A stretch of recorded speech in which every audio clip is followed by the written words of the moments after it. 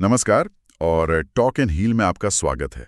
नमस्कार। आज हम बात करने वाले हैं एक टर्म की जो आजकल खूब चल रहा है, खासकर ऑनलाइन। Main character syndrome. हाँ, सुना है मैंने भी।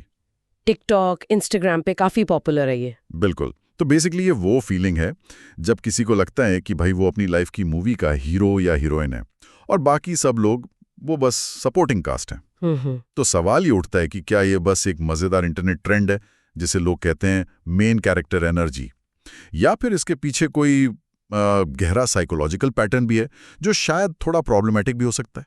हाँ, ये इंटरेस्टिंग सवाल है क्योंकि दोनों बातें सुनने में आती हैं। तो चलो इसी को समझते हैं आज।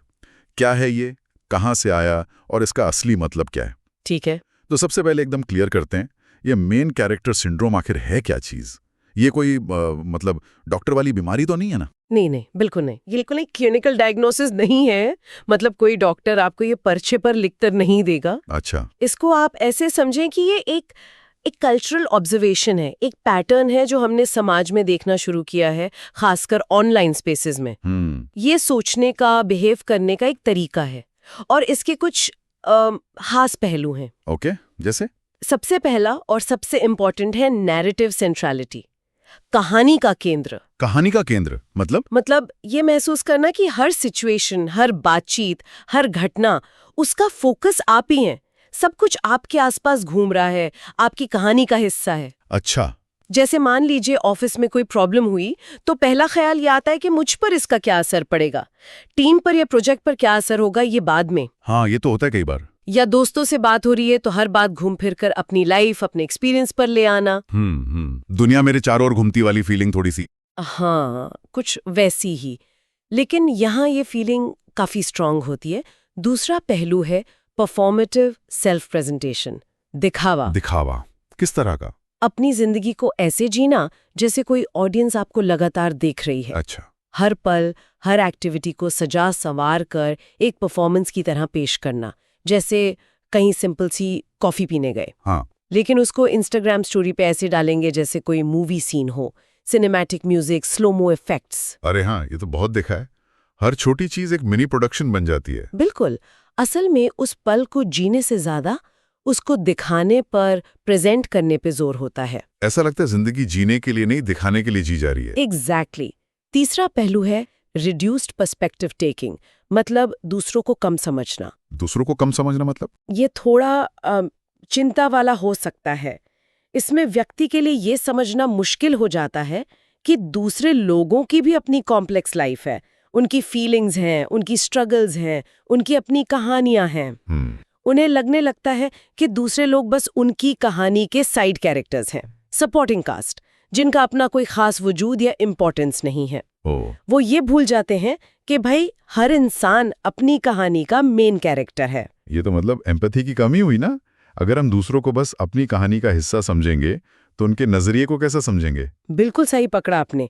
ये एम्पैथी में कमी का एक बहुत बड़ा इंडिकेशन है। चौथा पहलू है एक्सपेक्टेशन ऑफ स्पेशल ट्रीटमेंट, खास बर्ताव की उम्मीद। स्पेशल ट्रीटमेंट मतलब वीआईपी? हाँ, कुछ वैसा ही। ये मानना कि नियम, कायदे, सोशल एटिकेट्स ये सब दूसरों के लिए है, आपके लिए नहीं। क्यों भाई? क्योंकि आप तो मेन कैरेक्टर हैं। आप खास हैं, आप अलग हैं। जैसे कोई लंबी लाइन लगी है, उसे तोड़कर आगे चले जाना। क्यों? क्योंकि आपका टाइम ज्यादा कीमती है। अरे बाप रे। या कोई डेडलाइन मिस कर दी तो कहना, अरे मेरी सिचुएशन बिल्कुल अलग थी, तुम लोग नहीं समझोगे। ओह, ये तो काफी सेल्फ इंपॉर्टेंस वाली बात हो गई। जैसे दुनिया के रूल इन पर लागू ही नहीं होते। बिल्कुल। और आखिरी, पांचवा मुख्य पहलू है एक्सटर्नल वैलिडेशन सीकिंग, तारीफ की भूख। वैलिडेशन मतलब दूसरों से अप्रूवल। हाँ। दूसरों से लगातार अटेंशन, तारीफ, पहचान पाने की बहुत तीव्र इच्छा।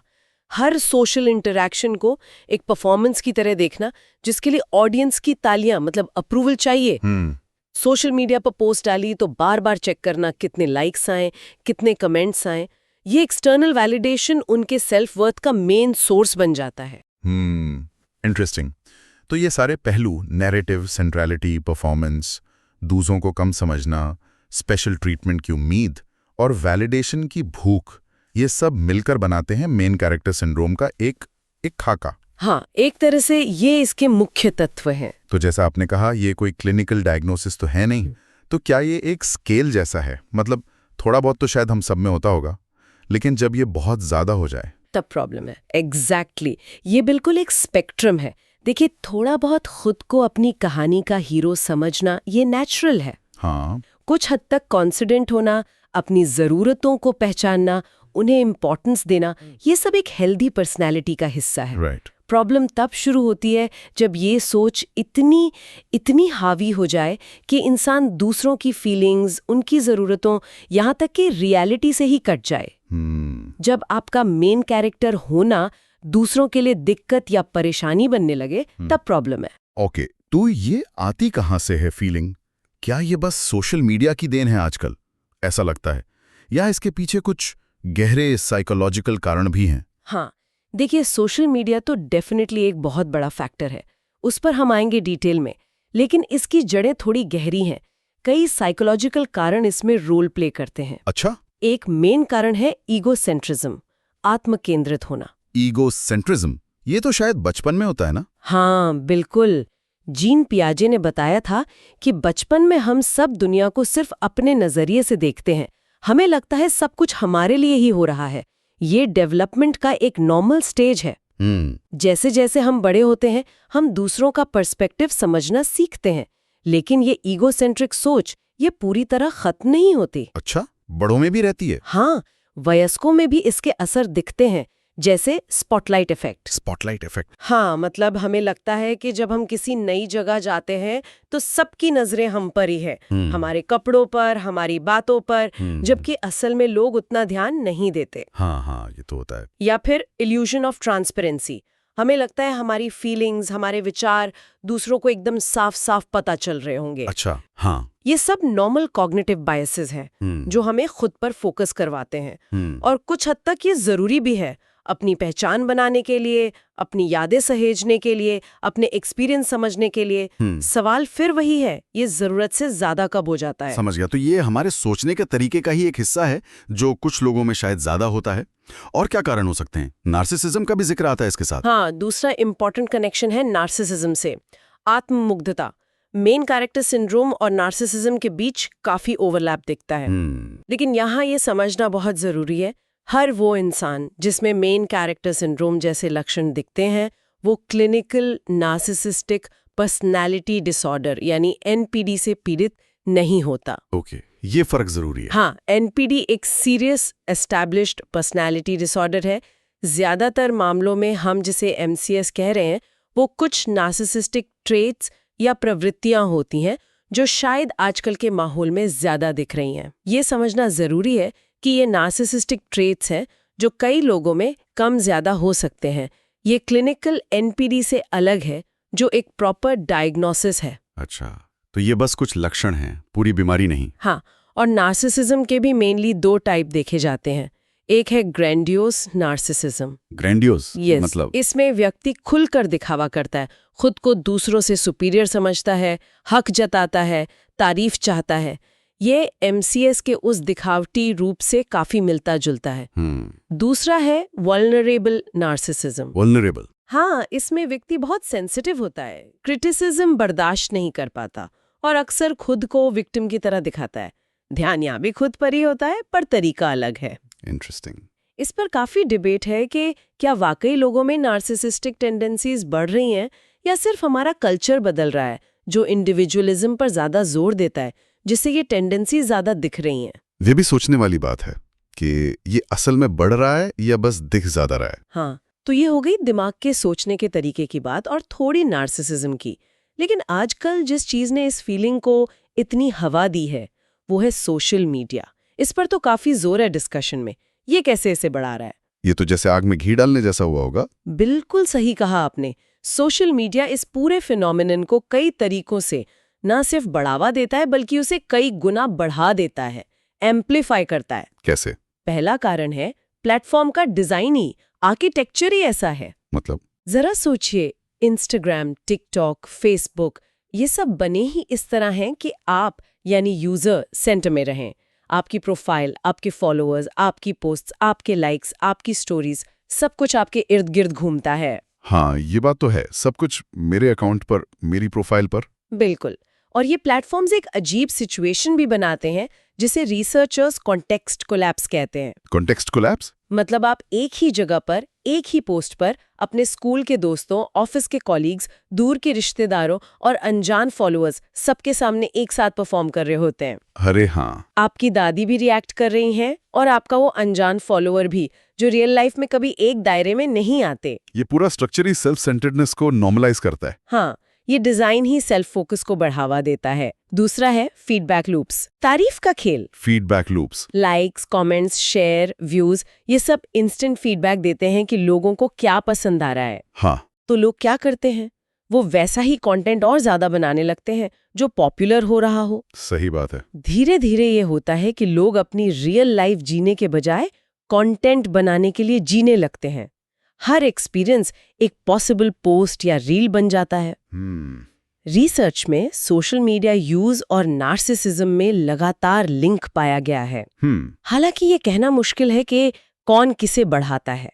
क्या नार्सिसिस्टिक लोग सोशल मीडिया ज्यादा यूज करते हैं या सोशल मीडिया का यूज लोगों को ज्यादा नार्सिसिस्टिक बनाता है? शायद दोनों एक दूसरे को फीड करते हैं, एक साइकिल की तरह। हाँ, बहुत पॉसिबल है कि ये एक साइकिल हो। ज्यादा वैलिडेशन के लिए ज्यादा परफॉर्म करना और फिर और ज्यादा वैलिडेशन की चाहत। ये तो अंतहीन लगता है। हाँ?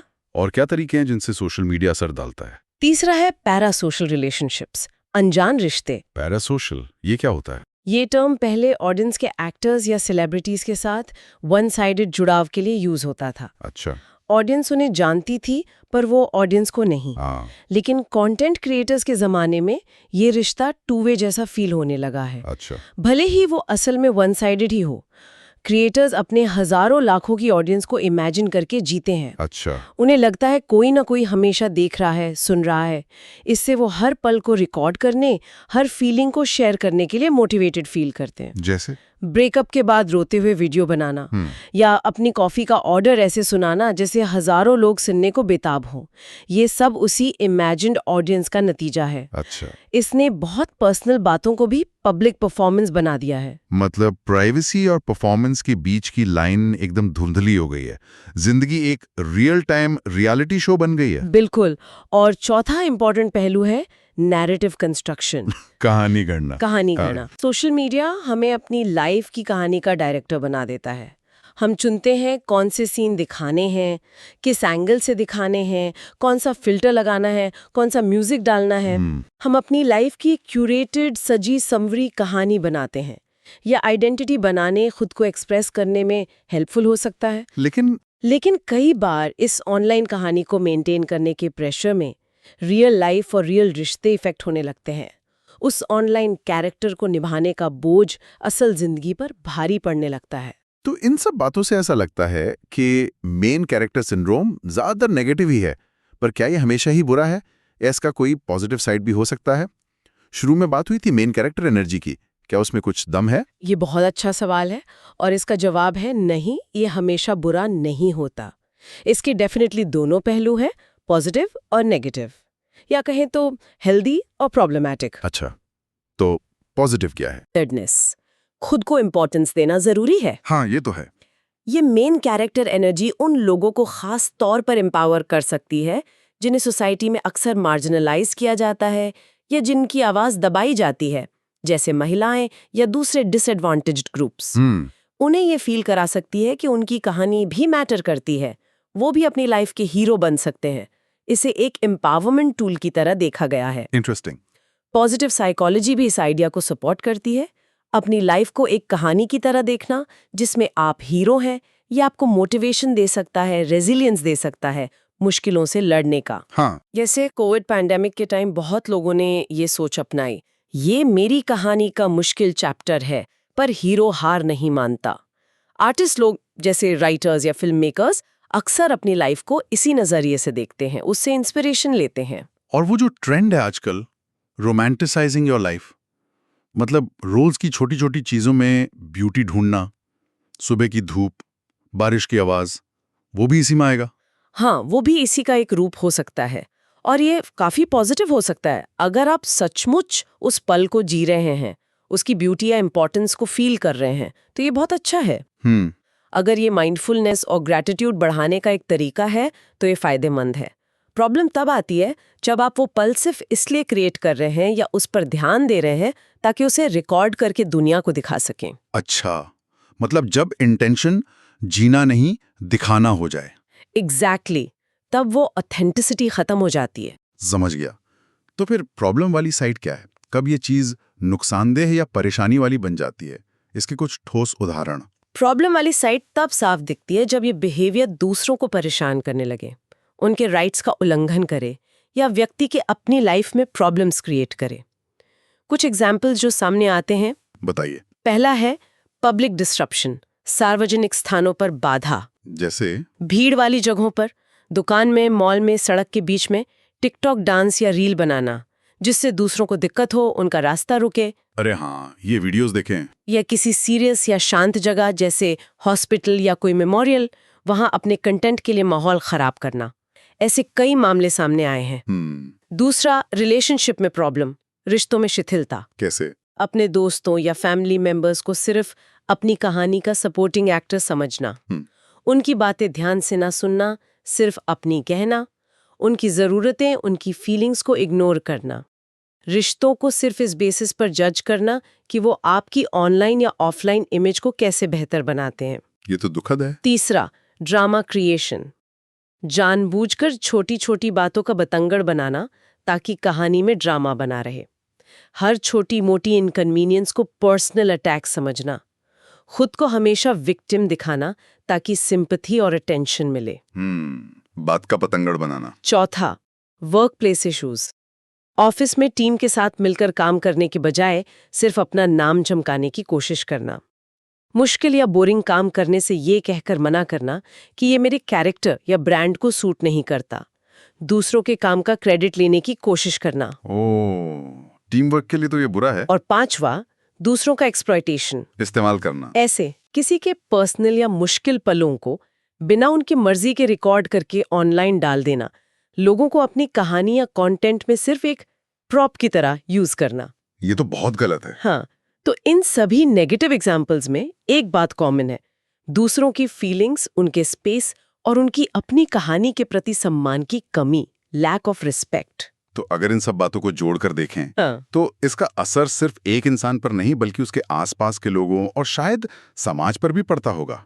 क्या बड़ा चित्र उभरता है इससे? हाँ बिल्कुल, इसके परिणाम इंडिविजुअल लेवल पर भी होते हैं और सोशल लेवल पर भी। पहले इंडिविजुअल लेवल पर बताएं।